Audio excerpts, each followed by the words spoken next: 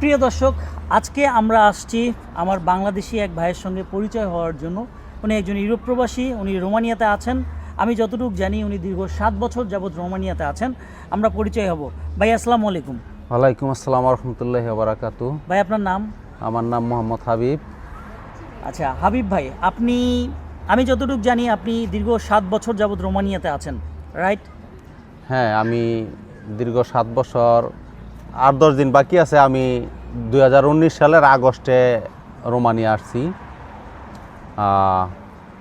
ইনশাল্লাহ আলহামদুলিল্লাহ সবার দোয়া এখন পর্যন্ত আছি, অন্য কোনো দিকে যাই নাই, এইখানে ভালো আছি। পিয়ার পাইছি ইনশাল্লাহ। আপনারাও যদি এখানে 5 বছর স্টে করেন কন্টিনিউ, কিছু ভাষার দক্ষতা নেবেন, অ্যাপ্লাই করবেন, ইনশাল্লাহ আপনারাও পিয়ার পাবেন। আর এই পিয়ার মোটামুটি আপনি বোট না দেওয়া ছাড়া বাকি আদার্স সব ফ্যাসিলিটি পাবেন পিয়ারের মাধ্যমে। আচ্ছা, যাই হোক, আমরা আপনার রোমানিয়ার আসার গল্পটা একটু শুনবো, যে আপনি কিভাবে আসলেন, আপনি জবটা কিভাবে পাইলেন। আমরা রোমানিয়া আসছি খুব ইজিভাবে। আমরা যার মাধ্যমে আসছি উনি আমাদের কলিগ এবং স্যার। আমরা একই কোম্পানিতে দীর্ঘদিন চাকরি করতাম। উনি আগে আসছে, পরে আমাদের বলল যে ইউরোপের একটা দেশ রোমানিয়া, এইখানে আসলে আপনাদের ভবিষ্যৎ হয়তো ভালো হবে, প্লাস একটা ফিউচার স্টেবল করতে পারবেন। এখন আমরাও চিন্তা ভাবনা করে দেখলাম যে হ্যাঁ, রোমানিয়া তো ইউরোপের একটা কান্ট্রি, ওই সময় সেনজেন ছিল না। তারপর আমরা এগ্রি হইলাম, আমরা একসাথে 29 জন আসছি। অতএব বাংলাদেশে যে গ্রুপে চাকরি করছি আমরা, মোহাম্মদী গ্রুপে, একসাথে প্রায় 16-17 জন ওই গ্রুপের লোকই আসছি। আর বাকি কয়েকজন বাইরে থেকে আমরা নিয়ে আসছি, যারা ভালো কাজ পারে। বা এই ইউরোপ না, শুধু আপনি বাহিরের যে কোনো দেশেই ওয়ার্ক পারমিট ভিসায় যান, আপনি যে কোনো একটা স্কেল যাইতে হবে। প্লাস হলো কাজ জানা বা দক্ষতা অর্জন ছাড়া বাহিরে যাওয়াটা বোকামি। কারণ কাজ না জানলে কোনো জায়গায় কোনোভাবে আপনি সফলতা অর্জন করতে পারবেন না। আচ্ছা, আমরা একটু আমাদের দর্শকদের জন্য আমরা একটু সহজ করে বলতে চাই। আপনি যখন আসছেন আজ থেকে 7 বছর আগে, তো তখন আমার অনেক দর্শক আমাকে কমেন্ট করে যে 7 বছর আগে ইন্ডিয়াতে যাওয়া লাগতো না। আপনার কি ইন্ডিয়ায় যাওয়া লাগছে, ইন্ডিয়ায় যে ভিসা নেওয়া লাগছে, না পাসপোর্ট পাঠায় ভিসা নিছেন? এই জিনিসটা যদি বলতেন। না, ইন্ডিয়া 7 বছর আগেও যাওয়া লাগছে। ইউরোপের যেই অ্যাম্বাসিগুলো বাংলাদেশে নাই, ওই অ্যাম্বাসিগুলো ফেস করা লাগে, কোনো ক্ষেত্রে লাগে না। আমাদের সময় আমরা ইন্ডিয়া গেছি। আর আমাদের সাথে 2 জন কলিগ যাইতে পারে নাই, ওদের ইন্ডিয়ান ভিসা হয় নাই। এর জন্য আমরা ওদের পাসপোর্ট ক্যারি করি এবং আমরাই ওদের পাসপোর্টে ভিসা লাগাই নিয়ে আসি। এবং আমরা প্রায় স্টে করছি প্রায় 1.5 মাসের মতো ইন্ডিয়া। তারপর আমরা পাসপোর্ট নিয়ে আসছি। আর যেই 2 জন যায় নাই, এই 2 জনের পাসপোর্টও ইনশাল্লাহ ওদের ওই মানে স্ট্যাম্পিং। আপনাদের কি ইন্টারভিউ নিছে, না শুধু আপনাদের যাওয়া লাগছে? এমবাসির ভিতরে আপনি কি ঢুকছিলেন? এমবাসির ভিতরে আমাদের ওই সময় আমাদের সাথে আমরা গেছি প্রায় 25-26 জন। শুধু একজন লোক এমবাসিতে ঢুকছে, আর এজেন্সি দিয়ে আমাদের বাকি ফাইল ভিতরে নেওয়া হয়েছে, পাসপোর্ট নিয়ে গেছে, ভিসায় স্ট্যাম্পিং করে দিছে। প্রিয় দর্শক, আমি আপনাদের উদ্দেশ্যে একটা কথা বলতে চাই, যে অনেকের সাথে অনেক রকম ঘটনা ঘটে। এটা হচ্ছে টোটালি অ্যাম্বাসিডরের উপর ডিপেন্ড করে, যে অ্যাম্বাসিডর কখন কিভাবে কাকে অ্যাপয়েন্টমেন্ট নিবে, কি অ্যাপয়েন্টমেন্ট নিবে না। আমি যতটুকু জানি আজ থেকে 7 বছর আগেও কিছু লোকের ইন্ডিয়ায় যেতে হয়েছে। তাদেরকে হয়তোবা ফিজিক্যালি কাউকে ইন্টারভিউ নিছে, কারো ইন্টারভিউ নেয়নি।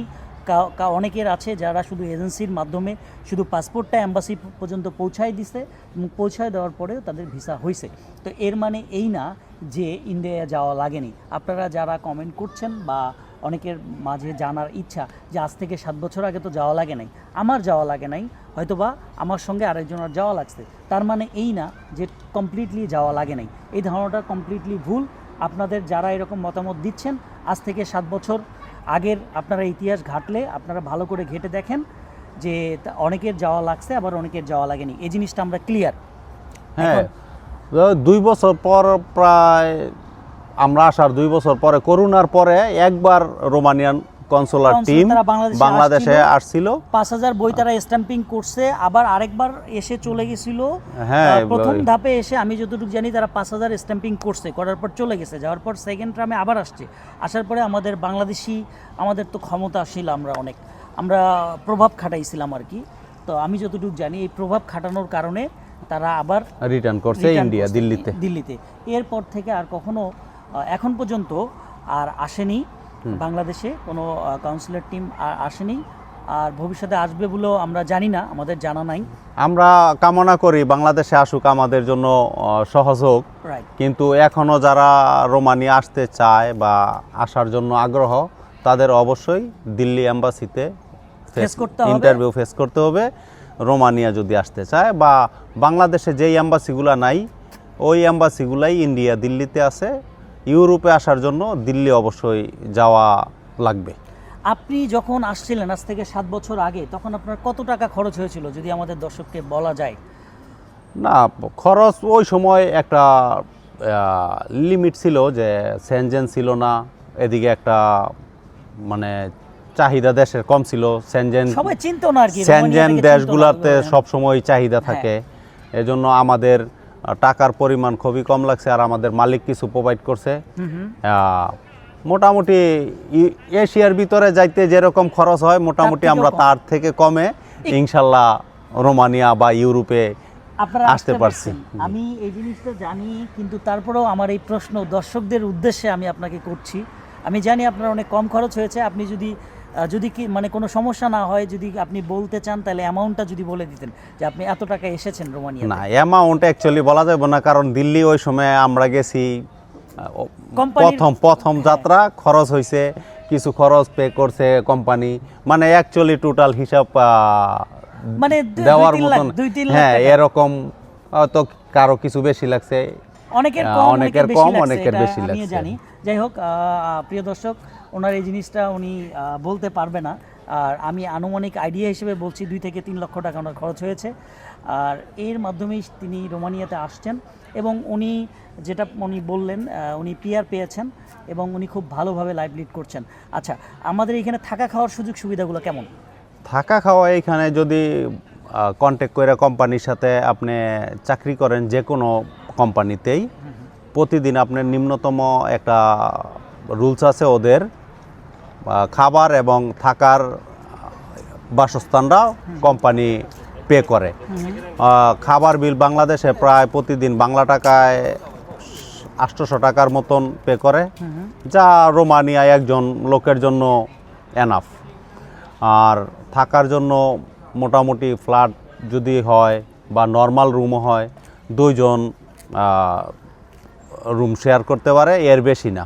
মানে এক রুমে সর্বোপরি 2 জন থাকে, এর বেশি লোক থাকার হয়তো সরকারিভাবেই রুলস নাই, বা আমরা যেই কোম্পানিতে চাকরি করি ওই কোম্পানিও আমাদের ওই রকমই করে না। বা যারা দীর্ঘদিন আছি আমরা একটু খুঁজা বাসা জানি, টুকটাক সুযোগ সুবিধা নিয়ে এই চাকরি করি। আমরা এক রুমে একা থাকি, আর ফ্ল্যাটের ভিতরে ইন্টারনেট, ওয়াইফাই, শীতের দেশ, প্রতি রুমে হিটার, টিভি, ফ্রিজ, এভরিথিং। একটা আমাদের কোনো চামচ, প্লেট কিছুই কিনা লাগে না, এইগুলা এভরিথিং সব বাসায় থাকে, বাসায় রেডি থাকে। আমরা জাস্ট বাসায় আসছি, ইনশাল্লাহ এখন পর্যন্ত আছি। আপনারাও দোয়া করবেন যাতে আরও দীর্ঘদিন থাকতে পারি। আর আপনারাও যারা আসবেন এই মন মানসিকতা নিয়ে আসবেন যে আপনারা দীর্ঘদিন থাকলে হয়তো আপনারাও ভালো থাকবেন, এটুক বিশ্বাস। প্রিয় দর্শক, আজকের ভিডিওটা লম্বা করছি না। অন্যদিন আমরা হাবিব ভাইয়ের কাছ থেকে তার নেক্সট ইউরোপের লাইফস্টাইল সম্পর্কে আমরা অন্য একটা ভিডিও করব, কারণ একটা ভিডিওতে সব ইনফরমেশন আমরা দিতে পারছি না, কারণ দিলে অনেক বেশি লম্বা হয়ে যাবে। তো আজকে এখানেই শেষ করছি, দেখা হবে অন্য কোনো ভিডিওতে। আর সেই পর্যন্ত ভালো থাকবেন, সুস্থ থাকবেন। যদি আমাকে ইউটিউবে সাবস্ক্রাইব না করা থাকে সাবস্ক্রাইব করে দিবেন, আর যদি ফেসবুক থেকে আপনি দেখে থাকেন তাহলে ফলো করে দিতে ভুলবেন না। আর আপনার মতামত কিন্তু আমাদেরকে কমেন্ট বক্সে জানিয়ে যেতে পারবেন। দেখা হবে আবারও অন্য কোনো ভিডিওতে। আল্লাহ হাফেজ।